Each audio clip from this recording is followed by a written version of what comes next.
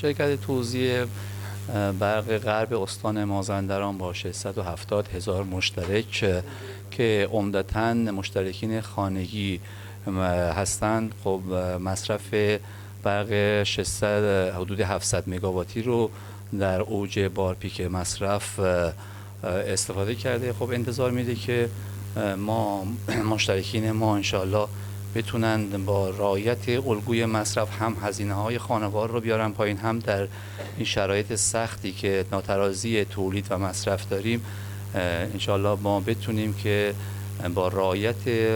مصارف و مدیریت مصرفی که صورت میگیره موفقیت‌هایی رو در تابستان امسال که خوشبختانه تا حالا سپری شده در ادامه کار ما داشته باشیم. ما یه تقاضایی در اینجا هم از فرماندار عزیز داریم که انشالله سفارشی که به ادارات میکنن و الحمدلله تا حالا نسبتاً ادارات ما رعایت الگو رو انجام دادن. ما به صورت روزانه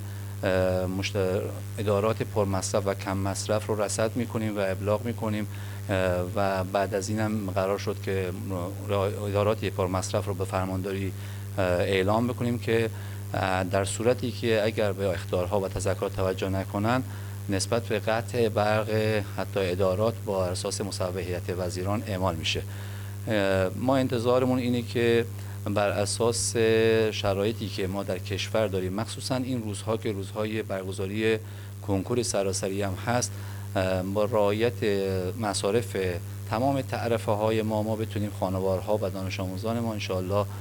با آرامش خاطری در سر جلسات شرکت کنند تا انشالله موفقیت و رنج زحماتی که در طول سال کشیدن و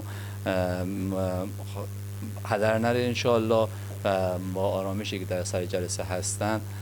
ما هم نقشی در این مورد داشته باشیم که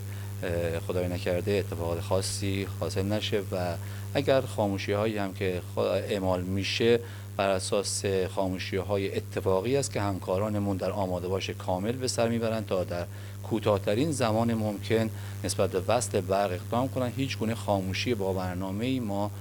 تاکنون نداشته و نداریم، در برنامه هامون نیست.